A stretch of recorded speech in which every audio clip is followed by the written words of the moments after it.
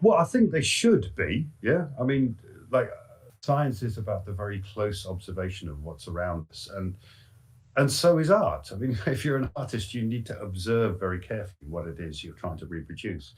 The scientist who really kind of inspired me was Carl Sagan. Well, as he said, science arouses a soaring sense of wonder. He really wanted people to understand that there was a beauty and almost almost like a transcendental aspect to understanding the world around us. You know, science is imagination.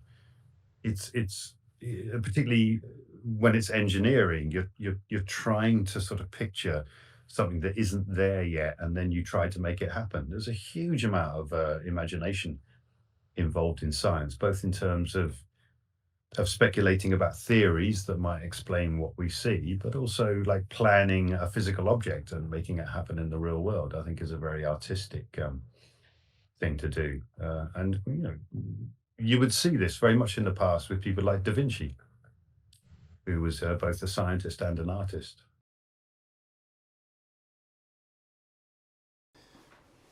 So it was important for us to talk about creativity in the Mimesis project because when you are in a creative mood, you're more eager to learn. Creativity often seems something unreachable and maybe a little bit magic, but actually there is very simple steps you can undertake to start pushing forward your creativity.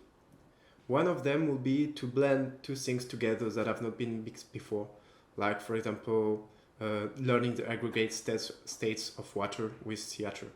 And another tip would be to start looking at the world with different eyes. You could be someone else, or maybe you could be an animal or an alien. And that's something we used a lot during the Mimesis activities. Yeah, I mean the giant spider sculpture that I've recently exhibited at a science museum. I was there to talk to the kids who were coming to visit it, and you know, on one level they were just kind of wow, just the spectacle of this huge insect, but it made lots of opportunities to ask them interesting questions. Like I would point out that the spider has got 8 eyes, and I'd invite them to think about what it's like to see the world if you have 8 eyes. You know, what would that be like as an experience?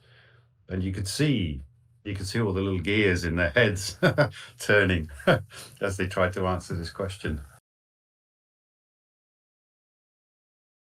Театралната игра ги поставя в директна житейска ситуация. Могат чувстват се защитено пространство, могат да си позволят да сгрешат, да променят гледна точка, да обърнат огледало и към другите, и към себе си.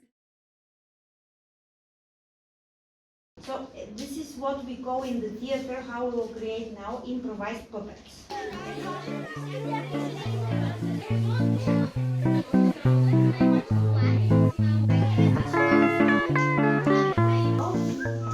We sit. Now see yourself. So it is important. We are always behind the puppet, and we have space between us. And we really are very